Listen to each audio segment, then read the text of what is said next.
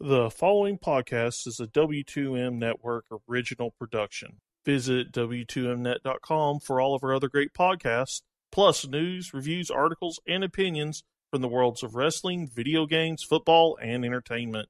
Ah, fuck it.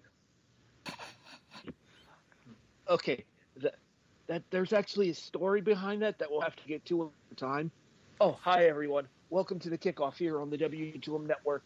I'm your host. My name is Harry Broadhurst, even though I don't sound like Harry. I promise that I am. Joining me, as per usual, the co-host turned executive producer, Brandon Biskobing.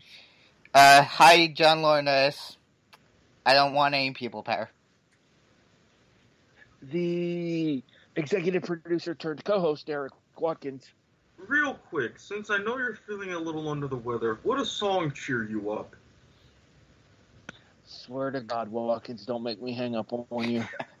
I'm just asking. Yeah, will a nice little song cheer you up? I'm sure everybody else would like to hear it.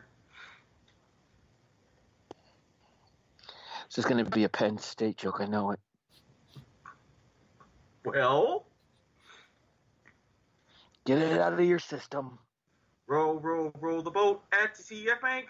Last minute of the ball game. Clifford kind of stank.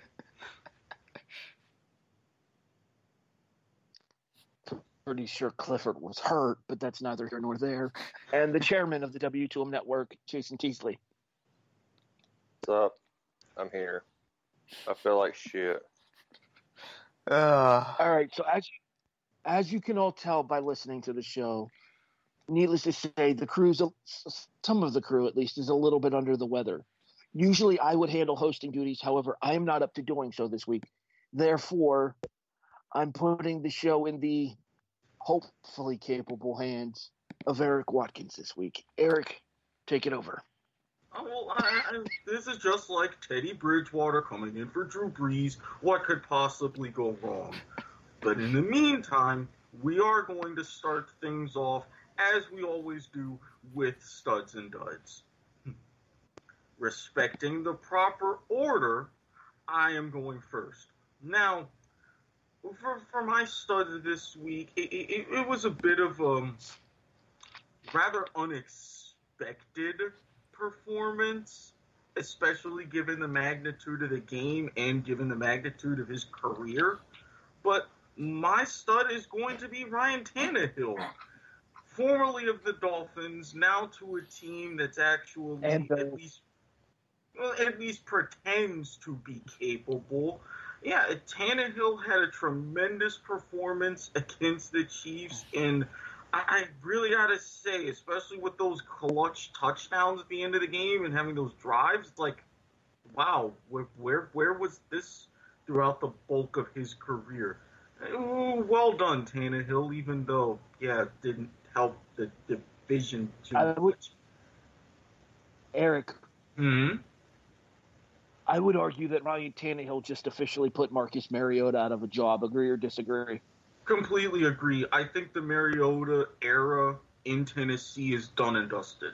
Tannehill may not be the guy for the future, but he's at least the guy while you can plan for the future.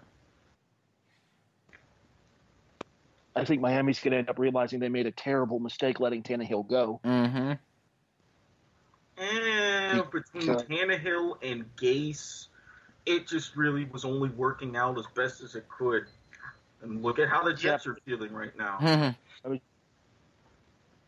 just about to say, I mean, the Jets actually had a pretty decent weekend this past weekend, but we'll leave that for another time. I think somebody else on the panel has something to say about that game here in a little bit.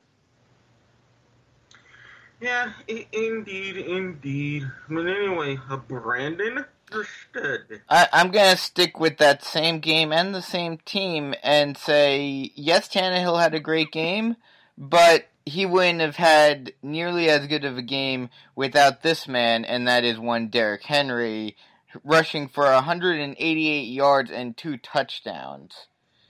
He kept Tannehill out of pressure.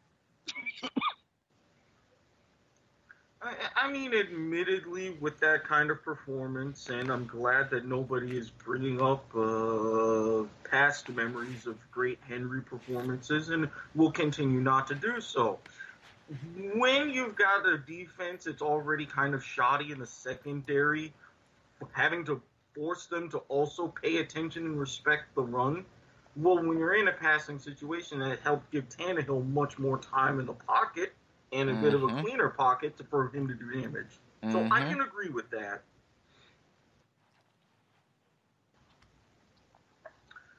Jason, first of all, what's for lunch? Second of all, your stud. Lunch is cheese sticks with a side of marinara sauce. My stud is the Baltimore Ravens. I mean, yeah, they did play Cincinnati, but with 2 defensive touchdowns and Lamar Jackson going for 4 total touchdowns, and then, you know, just a spice of life and throwing Mark Ingram in there for an additional touchdown. I mean, this Ravens team is rolling. I would definitely say they're going to lock up the AFC North, and definitely going to give that a nice jut in there. But this Ravens team and Lamar Jackson are rolling. I mean, there's a lot you can be saying about Lamar Jackson's pace. I mean, he's on. If we had a fantasy football podcast, we could talk about him being on pace to break Patrick Mahomes' record for most fantasy points that Mahomes set last year. But since we don't have a fantasy football podcast, we're stuck doing this. Yeah, I could only imagine a fantasy football podcast would be terrific, especially at this time of year. But don't get too sad, because I can counter that sadness with a hashtag SquidBit. You mentioned Mark Ingram and Lamar Jackson. Well, John Harbaugh, not knowing for really being a creative guy, neither will Greg Roman, although he is, wouldn't get this creative. This was the first time in the NFL that you had 3 Heisman players on one team since the 1988 Raiders. And they're only the 3rd franchise to have 3 Heisman Trophy players on one team at all. The Raiders, 88, 89, 90, and 98, and the 1970 Kansas City Chiefs. This was the first time out of all of those where you had 3 Heisman Trophy winners in the same backfield on the same play. Lamar Jackson faked a handoff to Mark Ingram, pitched it to RG3, who ran out of bounds and had a nice 6-yard gain. And also, let's face it, people, I am putting this debate to bed. Lamar Jackson's run was better than Michael Vick's. End of story. Hashtag press the B button. It's a dog world. Lamar. Harry, you're stud. Do I have to? Yes. 18 of 20, almost 300 yards, 3 touchdowns, no interceptions. 90% completion percentage for my stud. Tanner Morgan, quarterback, University of Minnesota. Now, correct me if I'm wrong. This is Minnesota's best start to the season since, what was it? Ever? Not quite ever, but more than a century. Got to go back to right around 1905-ish. So, Eric, what was that about Minnesota playing poorly in primetime games? Wrong Minnesota, genius. Oh, okay. Bisco's on a Bisco. This is the college Minnesota. We'll get to that when we cover I'm a Survivor, and I may have a special shout-out at the end of the show. Do not worry, Brandon. Anyways, before Bisco cut me off here, all right, so yes, I was buying into the hype of this Penn State team. Yes, I truly believed that these Nittany Lions could be a college football contender, even though I did pick Ohio State when we did our updated predictions last week. Episode available in the archives. I don't sound like Johnny Ace. That being said, Minnesota deserved this victory. That defense came to play in the first half. And while Penn State's offense started getting it going in the second half, they couldn't do anything to stop Tanner Morgan and the Minnesota offense. 31-26 final. The Golden Gophers into the top 10 in the college football poll for the first time since, I want to say, like the 60s. Oh, God, I think it's even farther back than that, if I remember correctly. I believe Minnesota's now ranked like 8th in the country. They are vaulting Yeah. up 9 spots between the CFP rankings. Going just ahead of number 9, Penn State.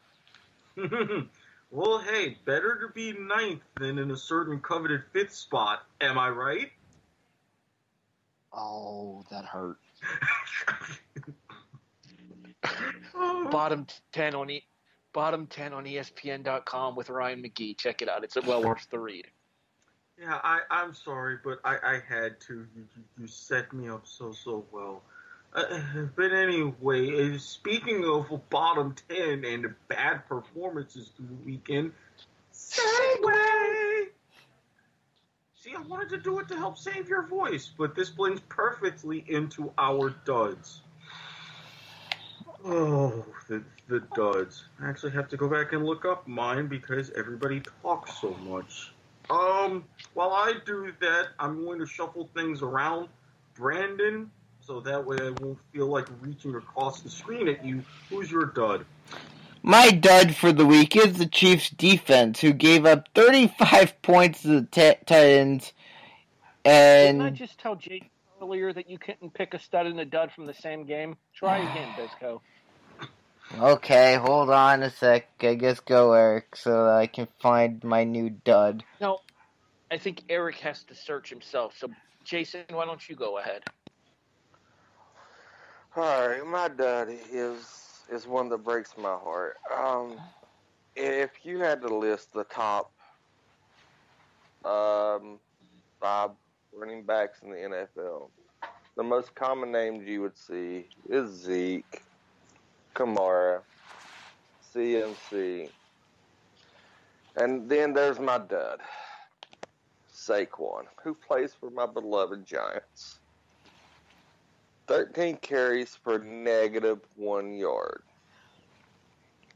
Then he did catch all 5 of these passes for 30 yards, but the running offense for the Giants, the only bright spot was Daniel Jones, who threw for 4 touchdowns, but the O-line set Saquon up for failure and allowed Jones to get sacked 6 times.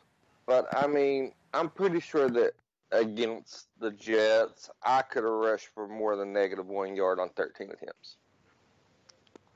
Yes, everybody says that there might be a shoulder injury, but it was just a little ironic when he came out and said that he is perfectly fine and he will be in the game, that there is nothing to worry about. So, I mean, I hate to say it, but yeah, Saquon's my dud. Apparently, he came out and said that any attempt to try to shut him down for the season would be met with great amounts of resistance as well. I think at this point, I wouldn't necessarily shut him down, but I would pull the NBA tactic of load management, put him on a bit of a snap count, make sure he still gets carries and things. But at this point, I mean, I don't know how you can give him less than 13 carries in a game. I wouldn't put this on Saquon himself, though. I would put this on that ragtag thing you call an offensive line up in New York, Jason. I mean, yeah, the O-line, but still, even with the shoddy O-line, you should be able to get more than -1 yard against a Jets defense. Mm-hmm. yeah, I don't know, though. I mean, I did see this on this one ESPN show. Yeah, we would have roughly about that same. I figure 13 carries, -1 yard sounds about right. Now, even though as I've discovered my dud, I shouldn't necessarily count them as a dud because it kind of helps, but at the same time, it's going for their opponents. It's the Indianapolis Colts. You do realize what Miami's doing, right? You realize that, they have this strategy in place, although it doesn't have a name because, let's face it, nothing rhymes with Tua. Burrow, however, different story, but you can be creative. How do you go out? Now, granted, I get the whole situation. Brissett wasn't in. You got Brian Hoyer. But, hey, at least he was a half-competent quarterback for Cleveland. So you go out and you lose? I don't understand that methodology. Did anyone expect the Dolphins to be in a 2-game winning streak at any point in the season? Yeah, there's somebody on this panel that actually picked them to win this past week. He did in Are You Serious? We'll talk more about that because it was a historic week in Are You Serious this past Saturday and Sunday. But we'll get to that a little bit later on in the show. Dun, dun, dun. Dramatic reverb. All right, continue, Eric. But yeah, it's really going to set up an interesting game when they play Cincinnati closer to the end of the season because, that first overall draft pick is slipping away. See, the thing, I don't know that Cincinnati would take a quarterback.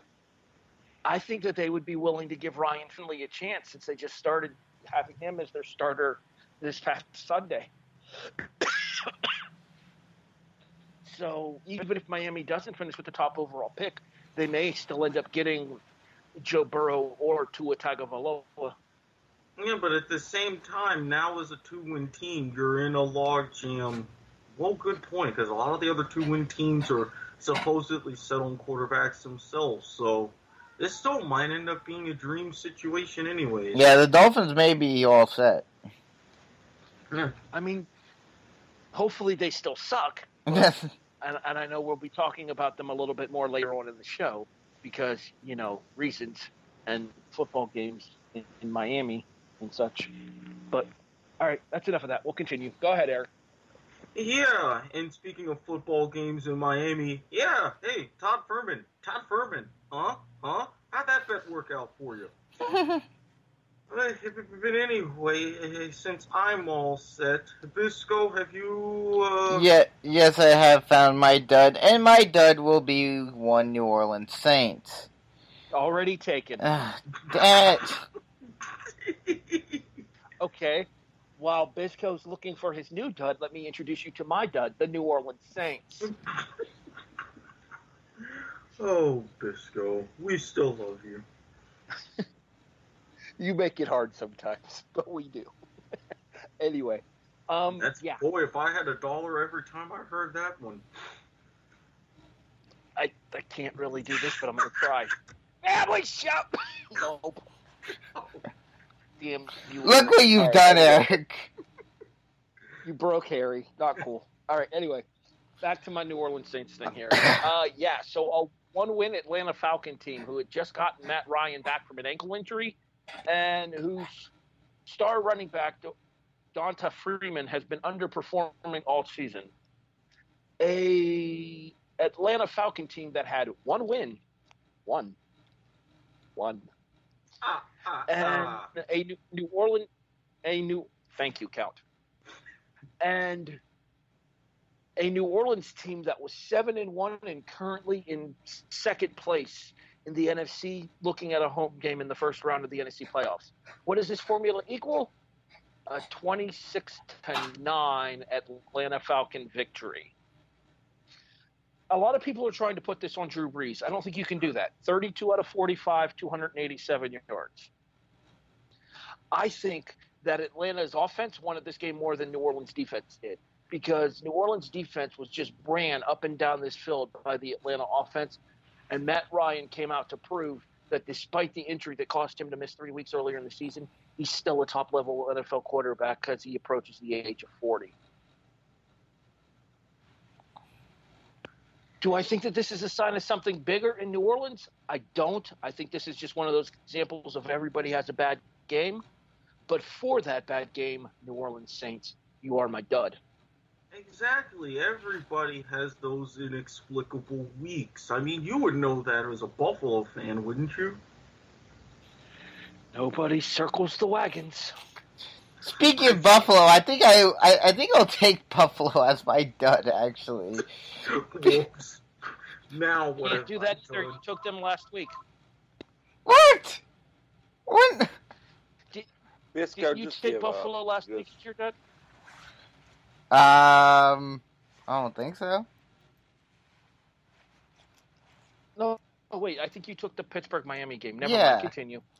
Okay, yeah. See. We could do a whole show just waiting on Bisco to figure out what's going on. Buffalo. Yeah. Yes, you're on the road, but it's the it's the Browns, and they were on like this. They were on this huge skid. How do you lose to the Browns? Oh, all right. I'm going to answer that question with a question of my own. Giants, I know you were still in New York, but it's the Jets. I know. How do you lose to the Jets? I agree. But this is the Browns we're talking about. Okay, this is a Browns team that had 2 wins coming in. It's a Jets team that had 2 wins coming in. Guess what? Both losses suck. Yes. The difference is ours didn't happen in our stadium. Good point. Well, technically, it's both of their stadiums. But, correct me if I'm wrong, was it or was it not a Giants home game? Technically, you are correct. No, you're wrong. It was the Jets home game. Oh, well, either way, you still lost in your own stadium to the Jets. Just saying. All right. Go ahead, Eric. Let's move on. Now that we have wrapped that up, now, let's just face it, Bisco, for this segment, I have a backup plan just in case for you. Hashtag Bisco Special. Because we're moving on to, so, that happened. Before I give my honorary mention at the end, because this was another one of those that, thanks to the timing of our show, recording at a very unusual Thursday afternoon instead of Wednesday night, this had time to sneak in on the Midnight Wire. Harry, remember how you had mentioned at the bottom 10? You're not alone in the bottom 10. Yeah, there's a school and a certain quasi-awesome producer of our fair network that happens to cheer for this bottom 10 school.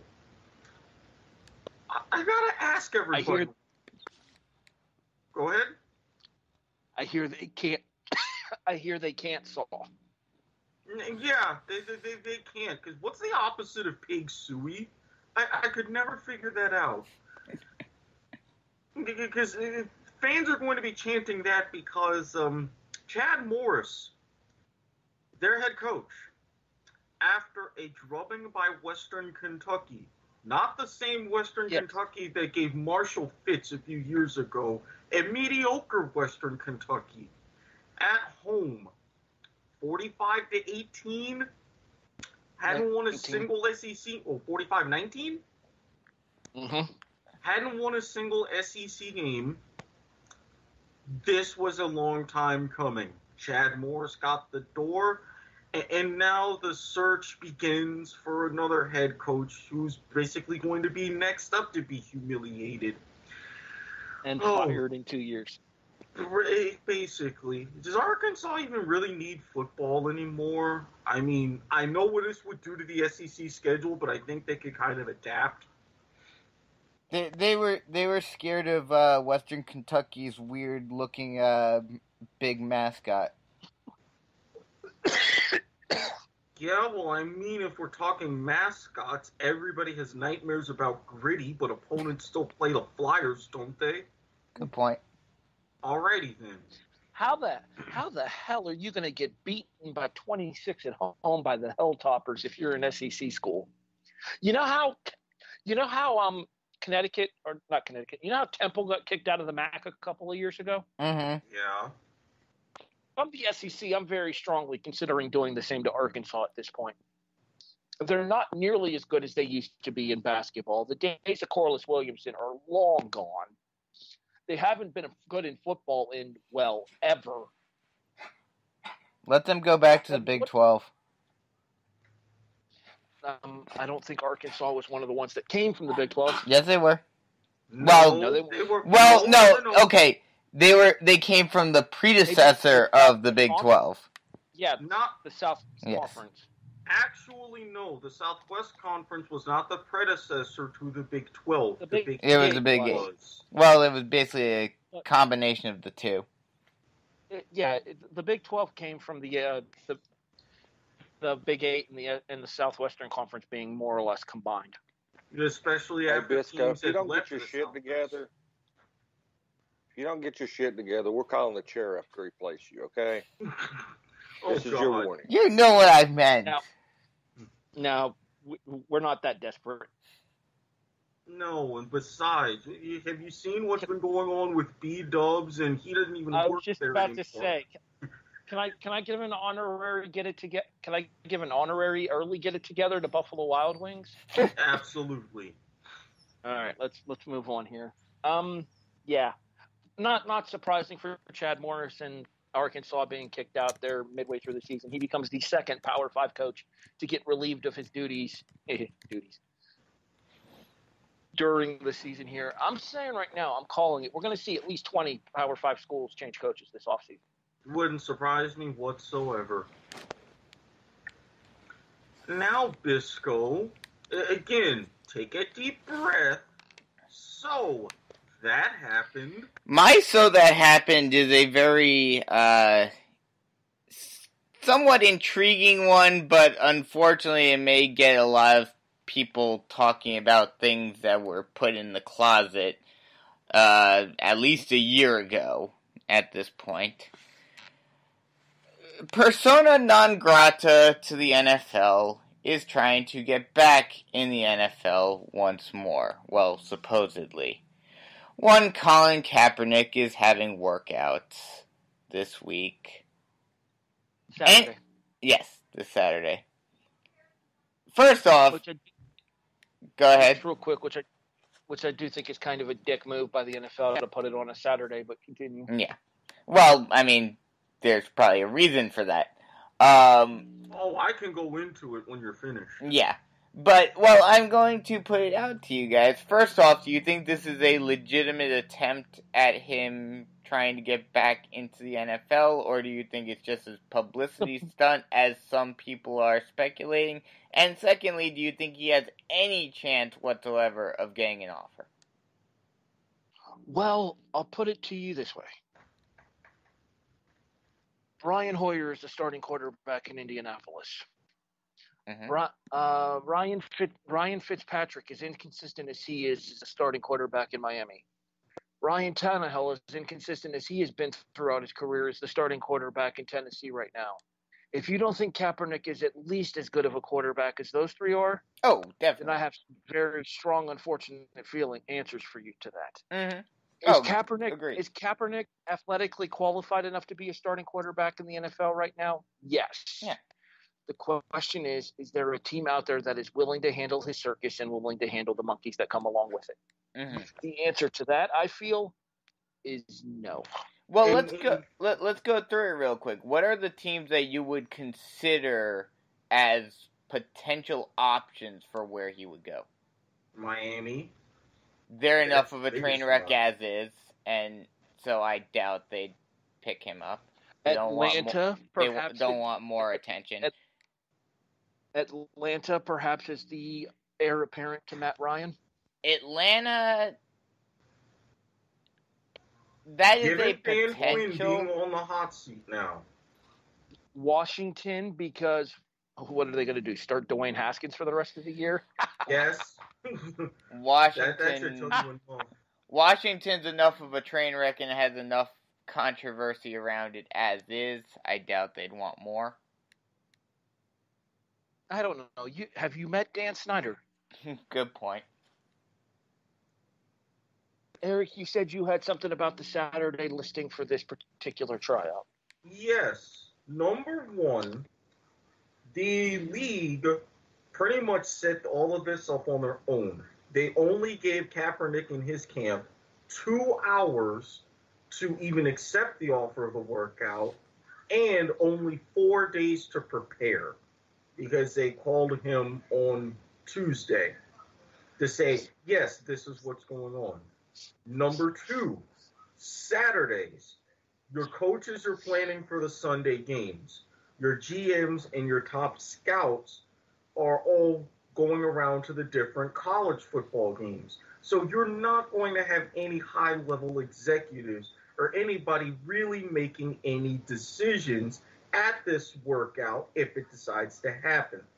Number three, there are teams who have said, if we wanted to go ahead and look at him and bring him in, we would not do something like this where it was set up by the NFL. We would set up private workouts on our own. So while, yes, he is 31, yes, he's been out of the game. 32. I thought he wasn't 32 yet. ESPN article about the tryout that the NFL set up said he was 32. Okay, so even though he's 32, so you're slightly on the downside of your prime. Yes, he's been out of the league for his 3 years in, which would have been his prime. I think that there is someone, they're not going to necessarily do it because of this workout, but I think they're going to set up something based upon what these people will see and have something on their own. Because even originally, it was supposed to be, we're going to send film of this workout to all 32 teams. Then the NFL saying, we never really made that promise. The NFL is setting themselves up for a win-win situation. If he backs out, they can say, see, he never really wanted to play anyway. If he goes and this does well and does terrible, see, he's not meant to be here anyway. Even if they have a reason to where he goes ahead and balls out, given he doesn't know who he's throwing to, he doesn't know how many throws, he doesn't know what types of throws or any kind of route tree. All three of these are SOP for a quarterback in their pro day workout. If he can overcome all of this and say, hey, yes, I deserve to be here, that's the only situation where the NFL would really have to say, yeah, we messed up. And they're really stacking the deck against that happening. So the NFL is being very crafty in this. Well, I would argue that you sue a company for millions of dollars, they're not going to want to do anything to help help it, how do I put this? Accelerate your cause to get back into said league. And that I completely agree. Let's be honest here. The whole thing with Kaepernick, yes, there were some personal beliefs that led to it as well, but at the same time, in the end, it all became about money for Colin Kaepernick. And once there was an opportunity to settle with the NFL to get the payday that he wanted, Colin Kaepernick settled as soon as he could, and then immediately trying to get back with the very people he claimed were holding him down. You can't have it both ways, Colin. I appreciate the fact that you spent the better part of 3 of your best careers out of the league, but a lot of that was of your own doing. And not to mention, there were some limited opportunities. Thankfully, the whole rumor about him asking an exorbitant amount of money to play in the AAF was not true, but he could have definitely made some imprint there. Now, granted, I know how Vince is about this, so seeing him in the XFL again is highly unlikely. Yeah. That was the whole impetus for Vince recreating the XFL. But at this point, if he really wanted to get into football in some form, granted with the state of the Arena Football League as it is, that's going to be a long shot if that league even happens again. But there might be either some other indoor leagues or you do like what Michael Sam did and head up to Canada. You would be welcome there. Hey, Ottawa could certainly use you after this disastrous season they've had. All right, we need to get back on track and continue, Eric. Yes, indeed we do. So, Jason, if you finish eating, so I've been on mute, and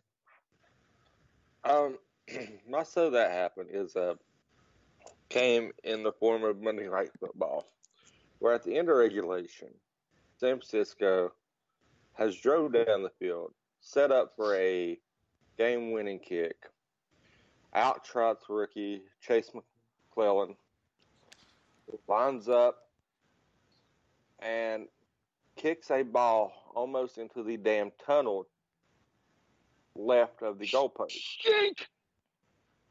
I don't know if it was considered a shank. I'm pretty sure that It was a maybe Las Vegas bookie may have been in a headset or something.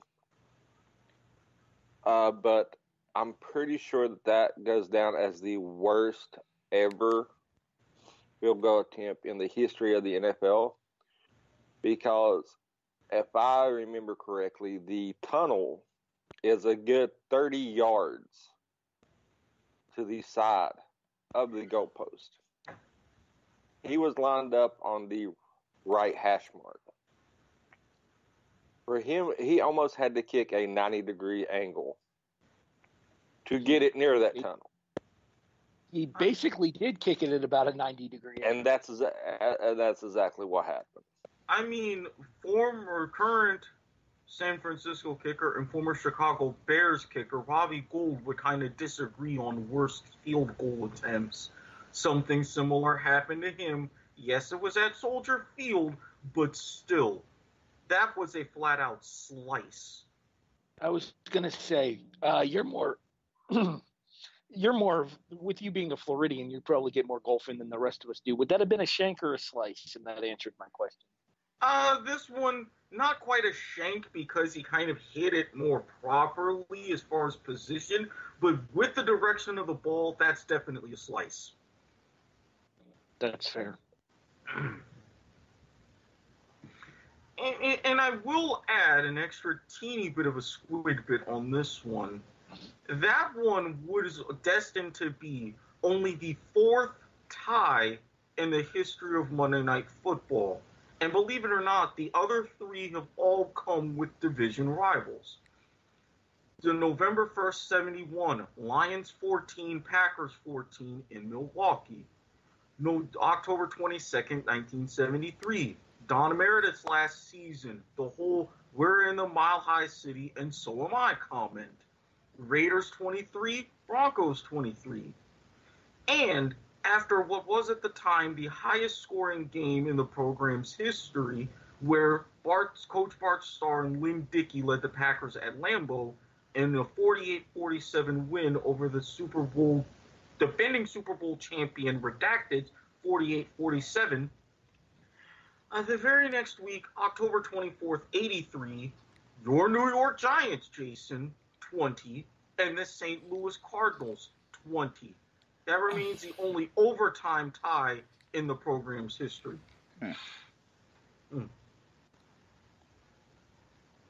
Hashtag squid bits times 2. Mm-hmm. I had to throw in a double squid bit, especially since this is going to be a slightly condensed-ish version of the show. So, normally, this is the point where Harry would have a couple of questions for us. But, Eric? Yes? Well, after you have yours, so that happened. Look, even Teddy Bridgewater threw interceptions, okay? Deal with it. And technically speaking, I'm a survivor goes before I've got a question. But I digress. Speaking of the Redacteds, let's talk Trent Williams, shall we? Pro Bowl offensive lineman for the Washington Redacteds has officially come out and said that he will never play for that organization again. Why do you ask? Well, let's see here. You could have the racist team owner. You could have the incredibly racist team name. You could have the fact that it is the most incompetently run franchise in the NFL. And considering the fact that Al Davis owned the Raiders for as long as he did, that says something. True. for those of you who don't know the story, Trent Williams was having discomfort after last season playing in the NFL.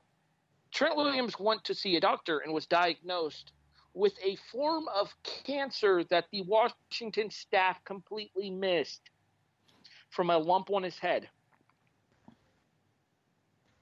After complaining that his helmet was fitting tighter than it used to. The Redacteds, I almost used that racist-ass team name, said that they did not believe Williams there, and Williams held out of training camp in a fight with management. The Washington then responds by putting Trent Williams on the NFI list after leaving the team to deal with said injury as a non-football injury, hence the NFI list. And this week, the kicker of it all. You ready for this bullshit, Eric? I'm ready. In addition to putting him on the NFI list, Washington came out this past week and said that because he's on the NFI list and because he has not played a single game this season because of the fact that he is recovering from cancer, Washington is not going to pay Trent Williams his salary for the season. Whoa. Wow. What? Wow. Yeah. Second person might be getting a shout out at the end of the show. Jesus. $7.7 million. Don't get me wrong. He's one of the highest paid offensive linemen in the NFL, and there's a reason for that. He's one of the best. Hopefully, he can get the fuck out of Washington and get to a team that'll actually appreciate his talents, assuming that everything goes well from his recovery from fighting cancer, you racist fucks. Yeah, I would say he should come on here down to Jacksonville, but I don't trust our front office enough.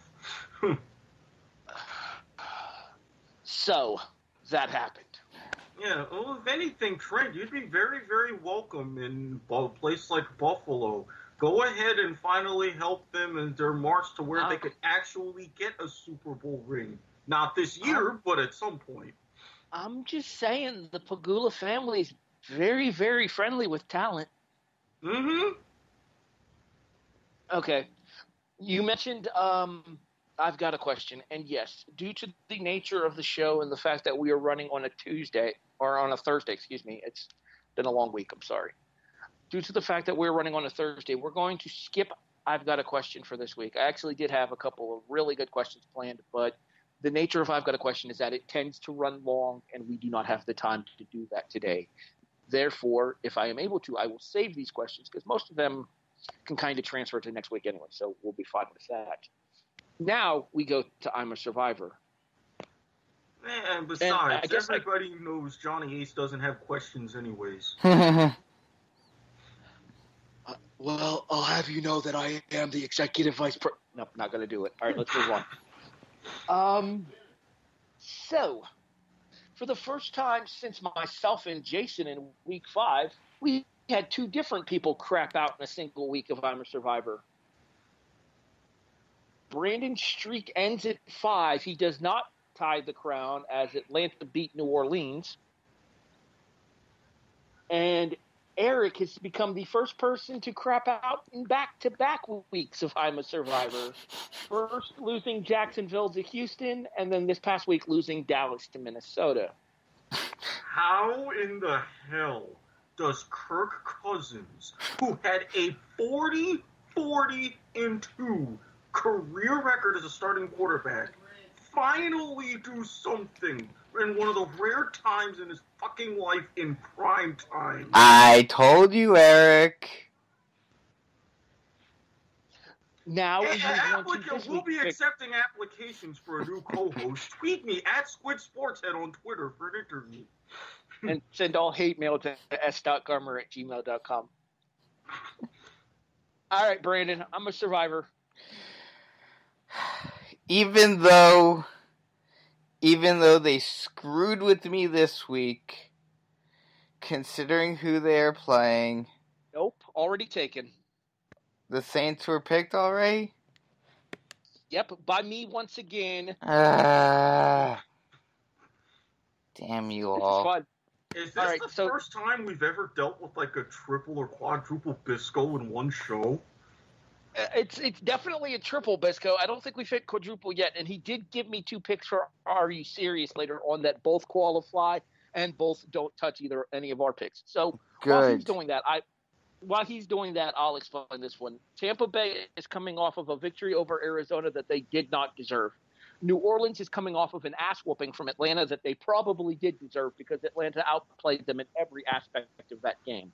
New Orleans is going to be pissed off, and New Orleans knows that with Green Bay on a bye this week, they need to get that victory back in order to get back into the running for that second wild card spot. Therefore, I am picking the New Orleans Saints over the Tampa Bay Buccaneers in order to tie Eric's record of 6 consecutive predictions in I'm a Survivor correct. By the way, Eric, where are my Buccaneers? Under your bucking head?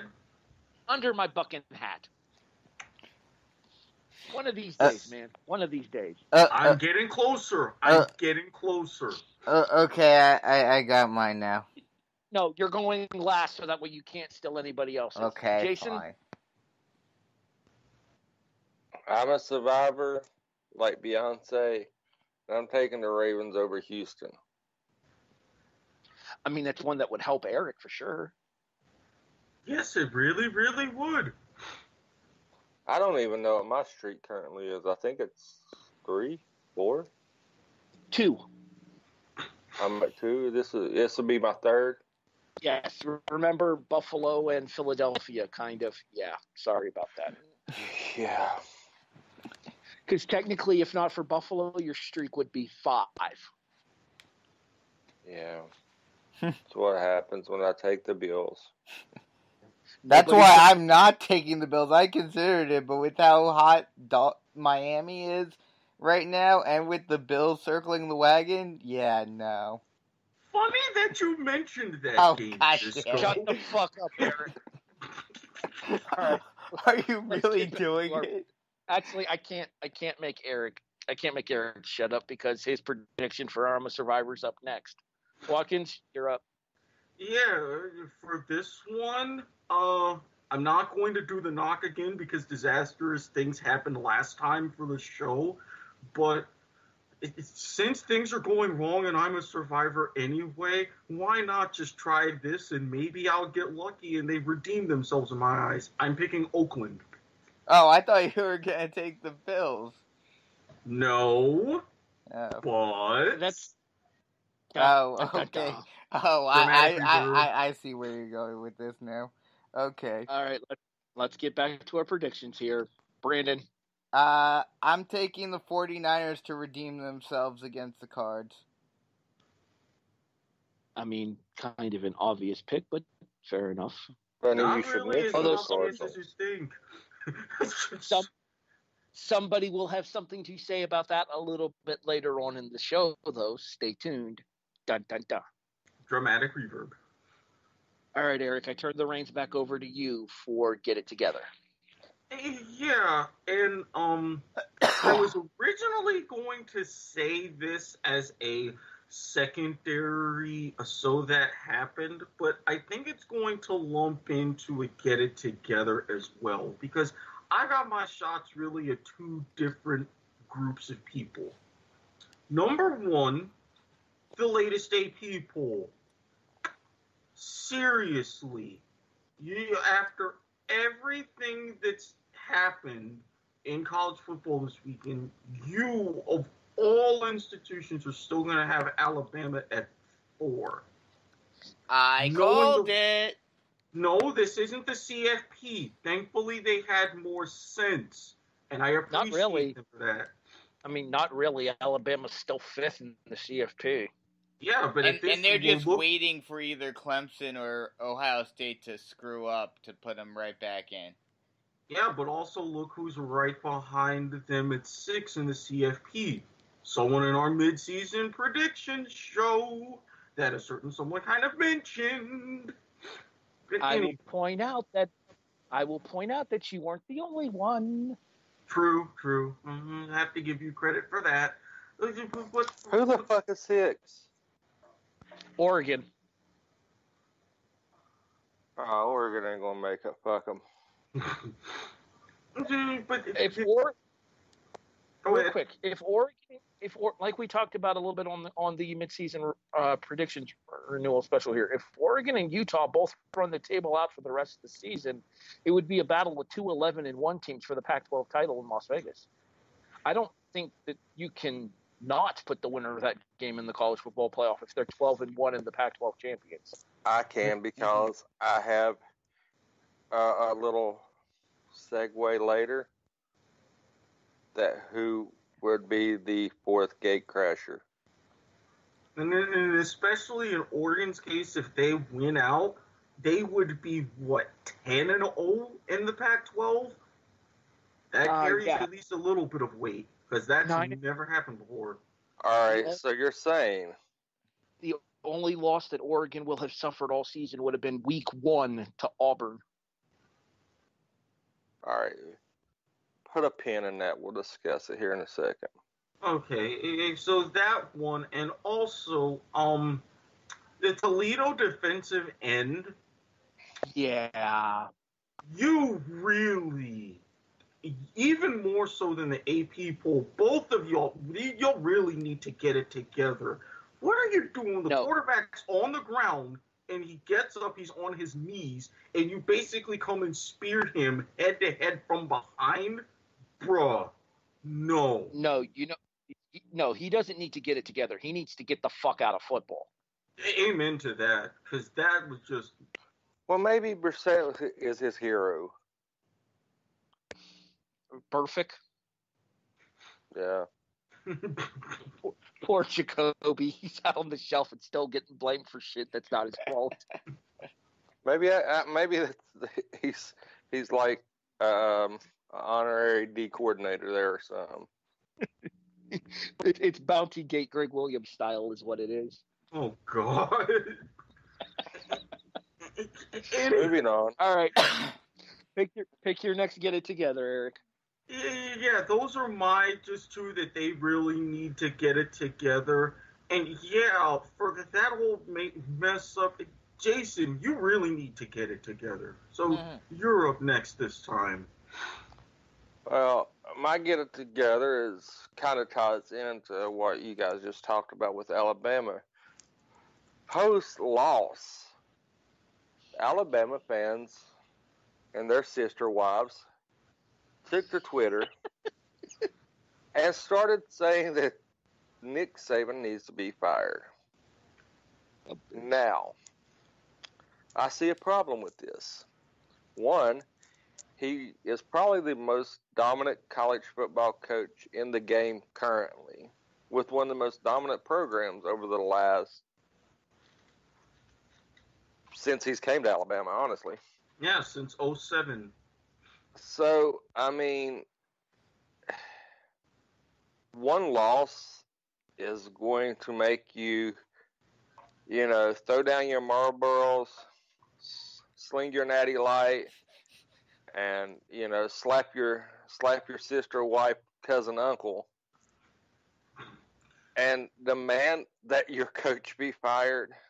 I mean, has Alabama fans reached the level of Steeler and Cowboy fans as being the most annoying fan base ever? Oh, they're worse. Real quick, worse, Jason, and I'll tell you why. Number one, yes. Number two, Jason, you had to see this coming. When you've got a little bit too much moonshine and you know your favorite cousin is going to turn you down afterwards because they lost to LSU for the first time since 2011, you're going to get a little ornery. This is what happens. Well, you know how they perform castration in Alabama, right? Oh, I feel like we're about to get offensive real quick here. You kick the sister in the jaw.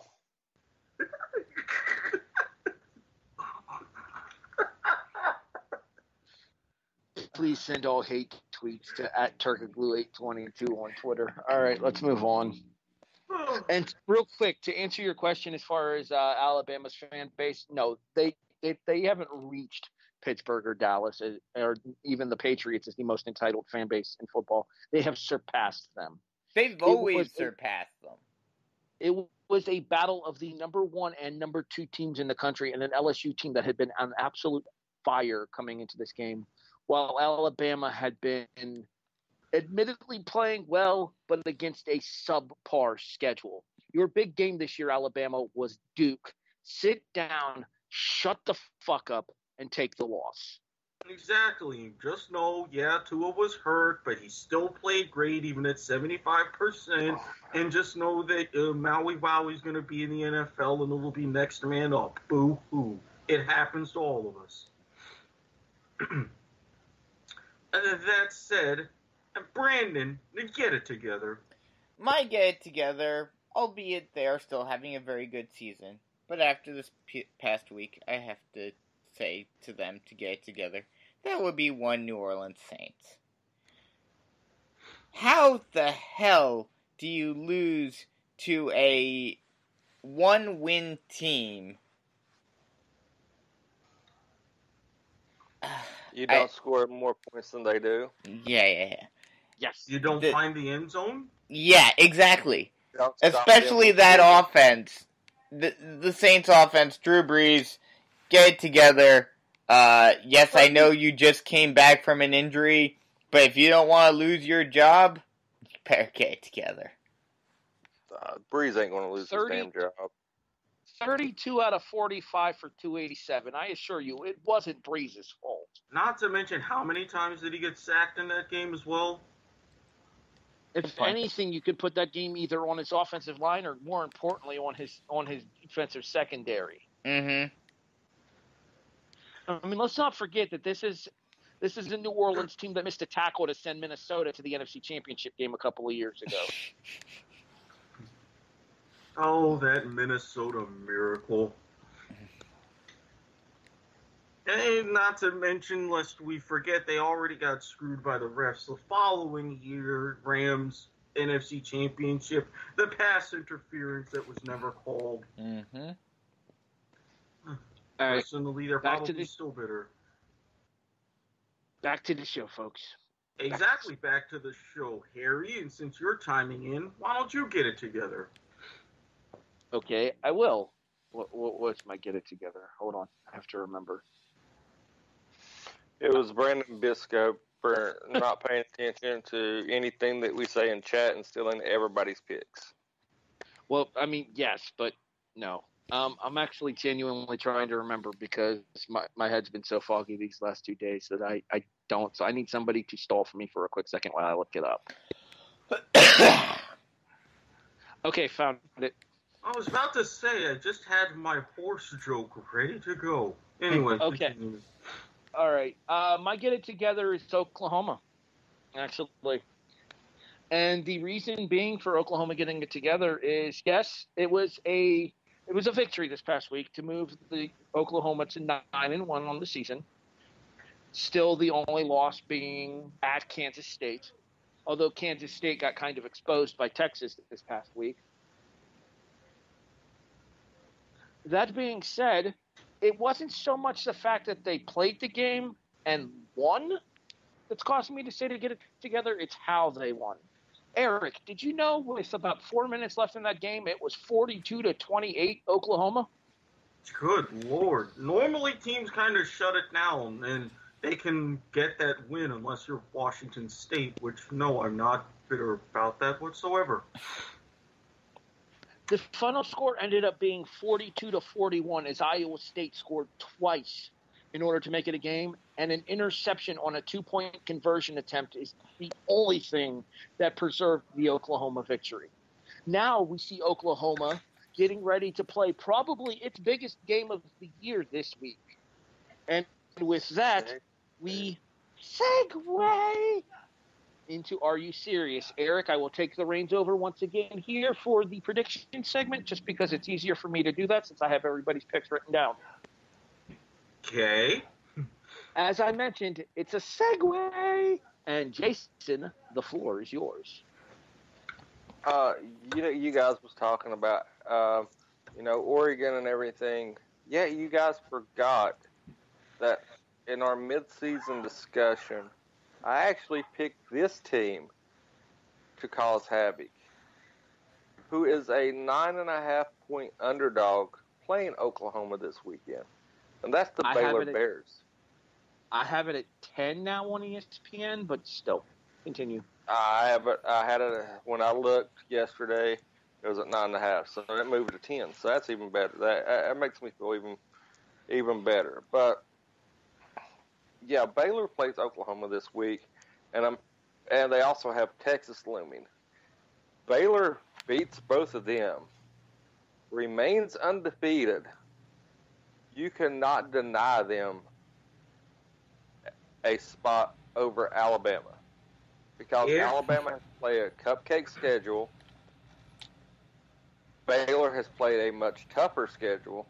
It's a big, and if they win the Big 12 championship, you cannot deny them going in undefeated over a Pac-12 champion who has one loss. I really hope one of these scenarios happens eventually, just so that I can show you guys how corrupt this system is.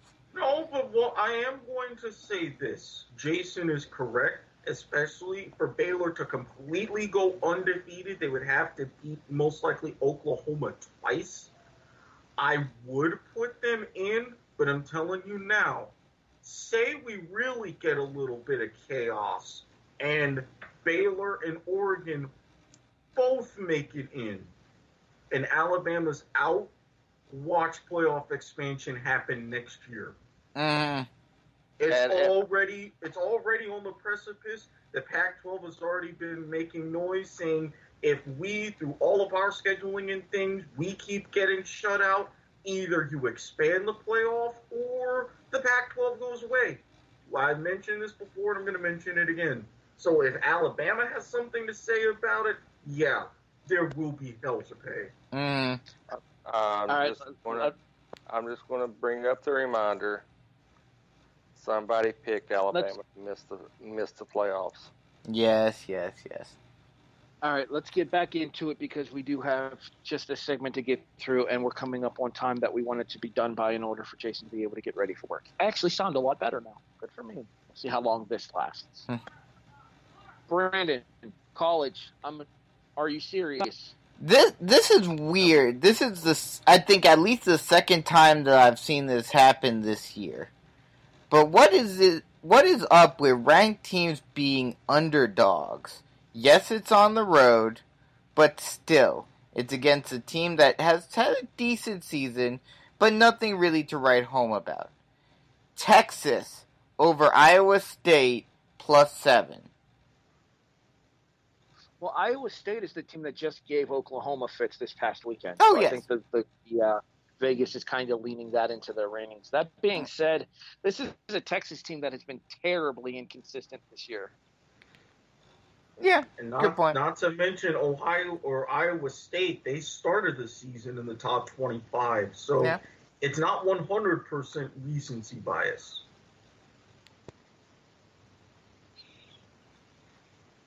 Erik, college, are you serious?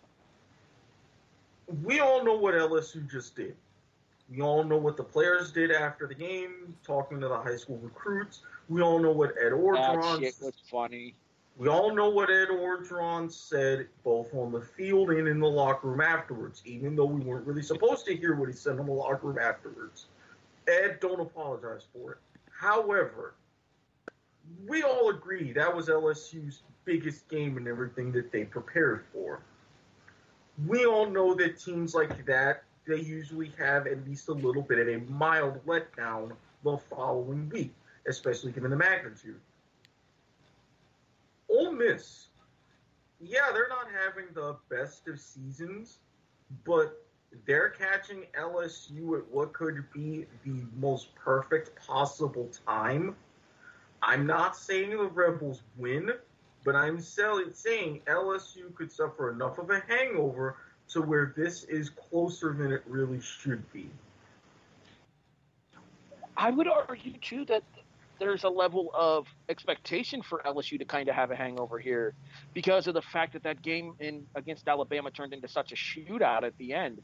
Mm-hmm. For the longest time in that game, it looked like it was going to be a runaway. Correct me if I'm wrong. At one point, it was like 33-14 LSU. 33-13 at halftime. And then the final score ended up being 46-41. Correct. So this is an LSU team that struggled to get through the second half and hung on against Alabama. I would have to think that there's going to be some hangover from that game coming into the LSU game this weekend against Ole Miss. Yeah. LSU, they struggled in the second half to close out Auburn. They struggled to close out Alabama. Ole Miss is like, hey, we keep it close and we hang in there. Let's just see what happens.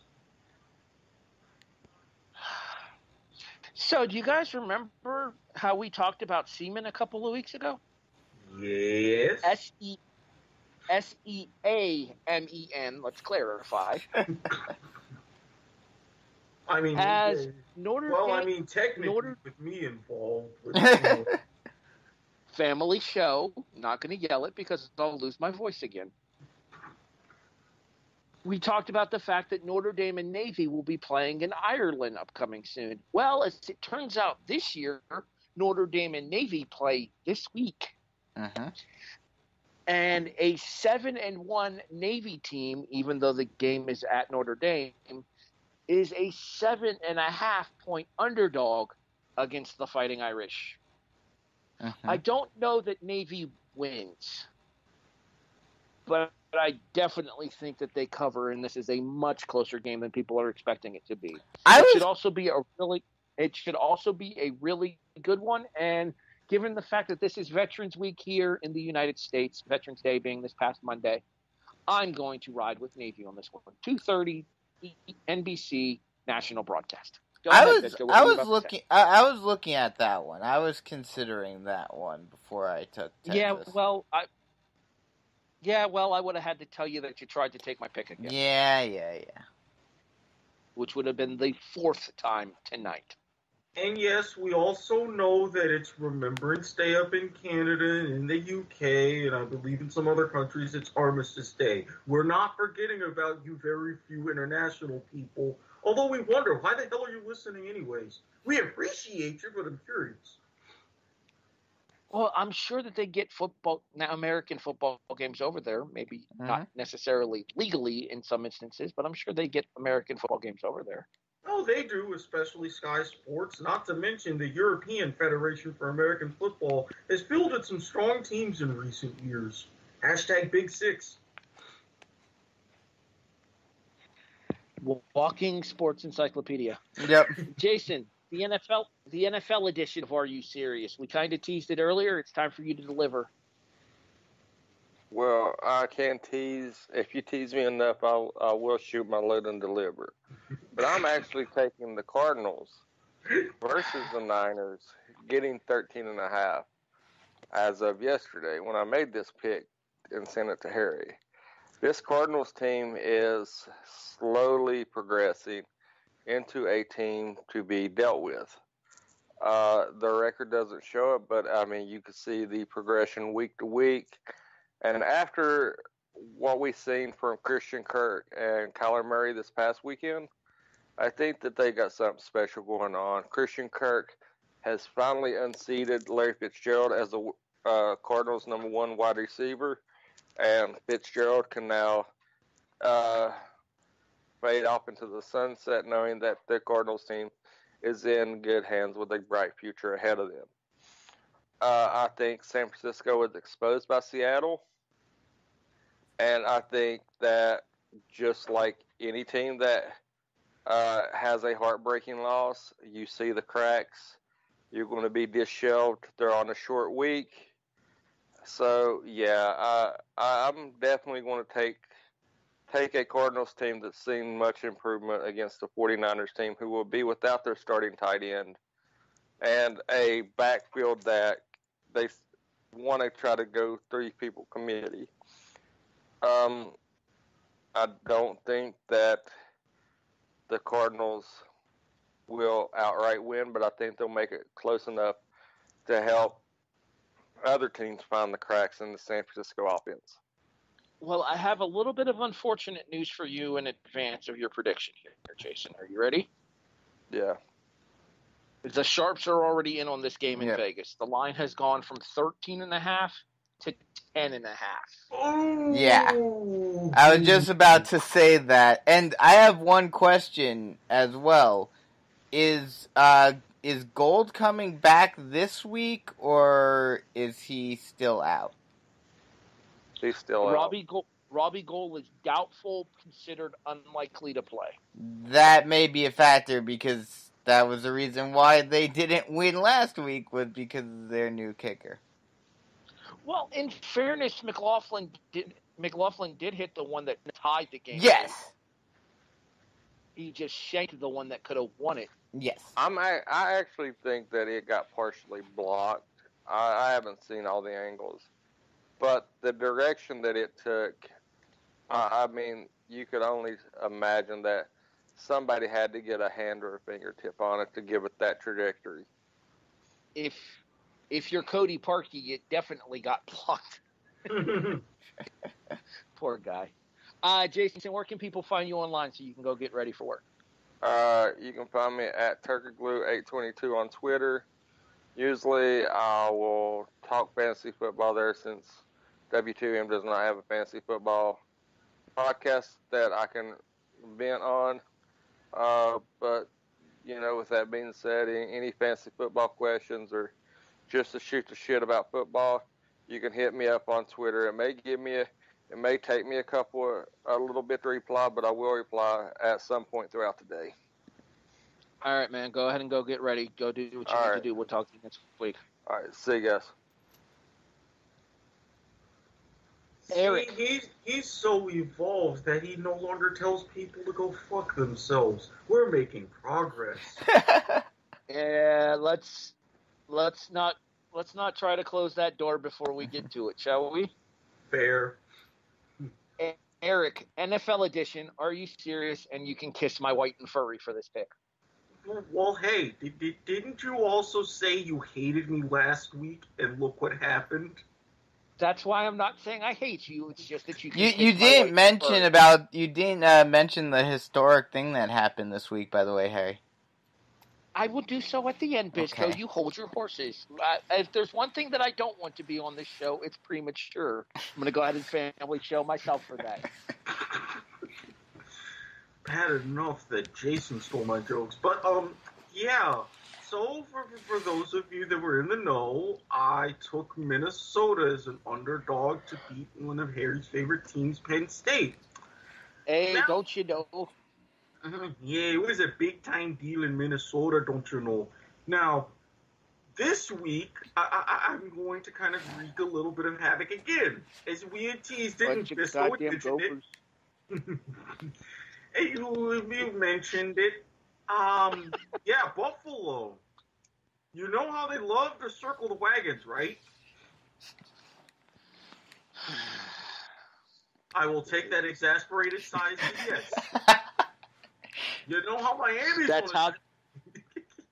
that exasperated sigh was meant as a yes, so therefore you could take it as such. You know how we mentioned Miami's 2-game win streak, right? Yeah. You know how Brian Fitzpatrick used to be in Buffalo, right? Oh, God. Yeah, the silence from Harry is speaking volumes right now. Apparently, we're going to be needing more than one new co-host this afternoon. Now, here's the big question, Erik. Do you think they actually win it, or do you think they just cover? I am tempted to say that they just cover, but knowing Buffalo, knowing against Cleveland, and this is Miami we're talking about, yeah, that 2-game win streak turning into 3 wouldn't surprise me whatsoever. Yeah. Erik?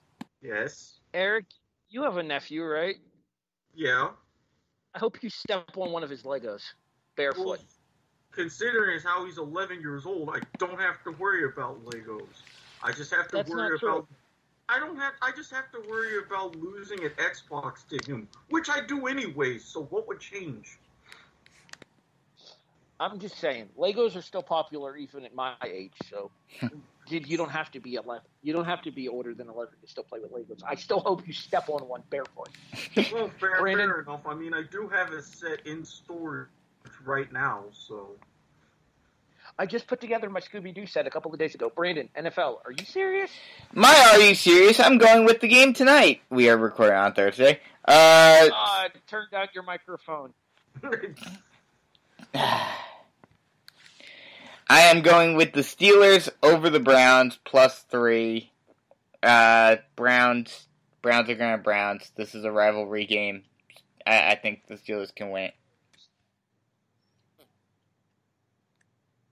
Hard to believe we're only a few weeks away from the debut of Rudolph the Red-Nosed Quarterback. And yes, we're a few weeks away, Harry. I didn't say anything. I mean, I know we're coming up closer to it. I'm going to wait until after Thanksgiving. Thank you. Yep. Agreed. Although friendly programming note, Thanksgiving week's show may or may not happen due to traveling circumstances. We will keep you guys updated. All right. Meanwhile, while Erik is being yelled at by his mom, I think. That wasn't me. No, that was Tori yelling at the dog. Oh, well, tell the dog. You tell Wilford to behave. No, the other dog. The new dog. I try to. It doesn't work. Yeah, never does. So speaking of teams on hot streaks, let's go ahead and continue that trend here. Erik picking Miami kind of inspires me in order to stay on that kind of line of thinking here. And I am going to go ahead and take the Atlanta Falcons +5.5 against the Carolina Panthers. I've been waiting for weeks for Atlanta to finally get it together, calling them to do so even as such in our segment of the same name. And this past week, it appears that they finally did against New Orleans. Carolina is a team with playoff aspirations, but those aspirations are very quickly fading. This is a Atlanta team that I think has underperformed and will be up to the challenge against a divisional rival. And therefore, not only do I think the Falcons cover, the Falcons win. Oh, I could potentially see that. Yeah.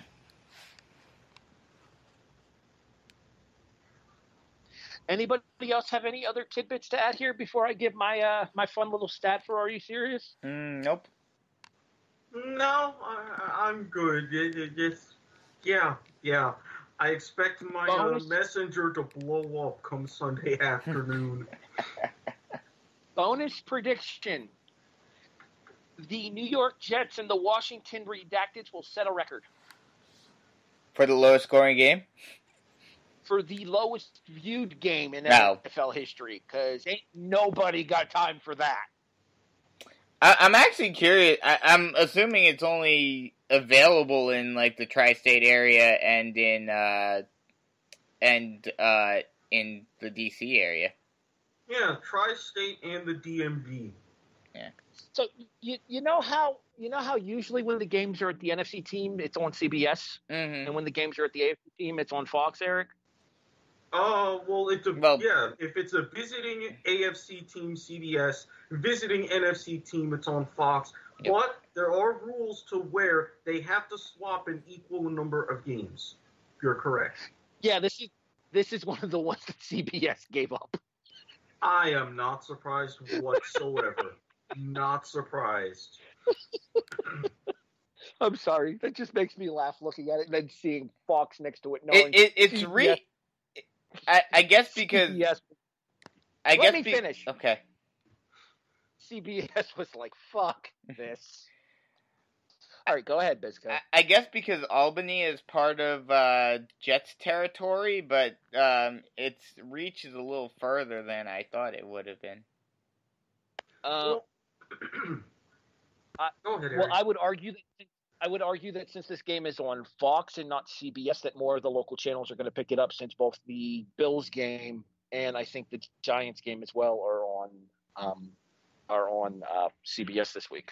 Mm-hmm. Not to mention, to add a little extra, Harry, for the Week 12 game, Packers-Niners, how that got flexed into Sunday night.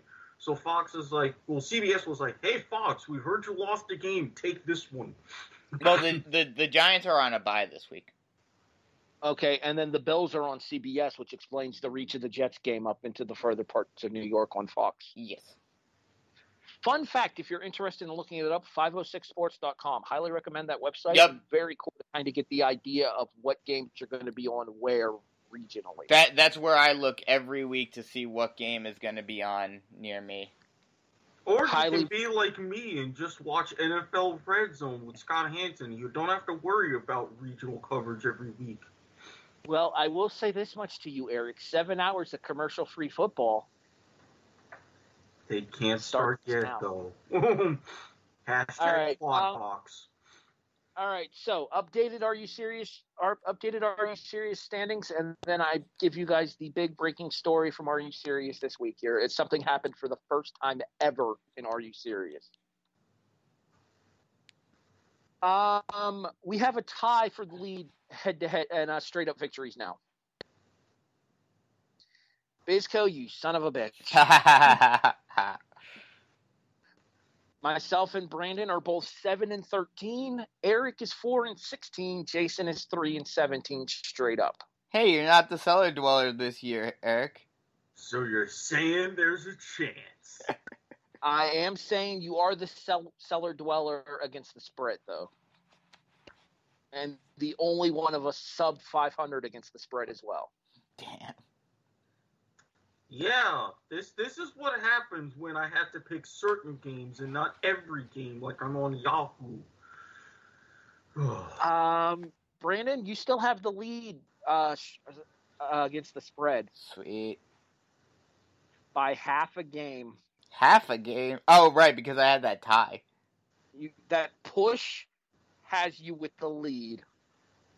You are 12-7-1. I am 12-8. Jason is 10-10. Eric is 7-13. And now, drum roll, please. The Are You Serious? First time ever happening. Every single game predicted last week on the show hit against the spread. Yay! And both 8-4-8. And both of mine went straight up. Both of Eric's went straight up as well. We're getting good at this.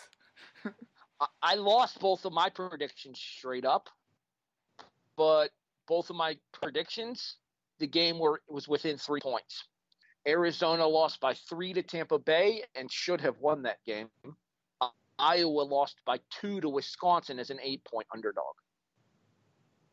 Jason actually had a straight-up victory as well this past week on our series. So a combined 5-3 straight up, but 8-0 against the spread for the first time ever in Are You Serious history.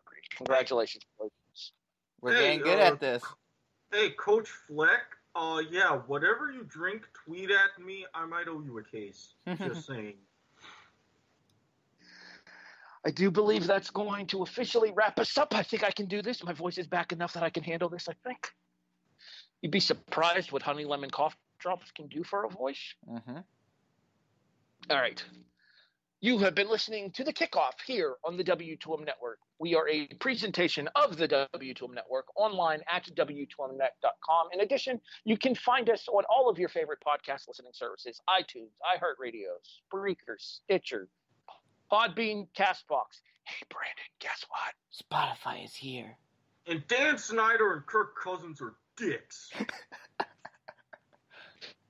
Honorary dick status to Glacier as well, just because. For Brandon Biskobing, Erik Watkins, and myself, Harry Broadhurst, at Squid Sports Head, at Gotham _ or at Bisco _ wait, no, I don't know. I'm gonna need your help here, Brandon. Bisco _ Gotham SN. You're the only one who I don't remember. I'm at HEB the Eagle on Twitter as well. You guys can check that out. Make sure you guys check out the website as well, W2Mnetwork.com or W2Mnet.com, excuse me. Hopefully more stuff coming soon to the site. There may be a couple of rumblings about another show possibly coming to the network. I'm just saying. I won't confirm or deny anything until it happens. But yeah, make sure you guys check that out there. Erik, thank you for filling in for me for most of the show. I appreciate it. No biggie. You know I got your back. And in regards to Erik's comment there at the very last part of the show, Dan Snyder, grow the fuck up and pay the man his money. Seriously. Man. And Kirk Cousins really, really MVP my black ass. Okay, let's try this once more. For Jason Teasley, a bitter Erik Watkins, Brandon Biskobing, I'm Harry Broadhurst. Thanking you for listening to Season 3, Episode 11 of The Kickoff here on the W2M Network.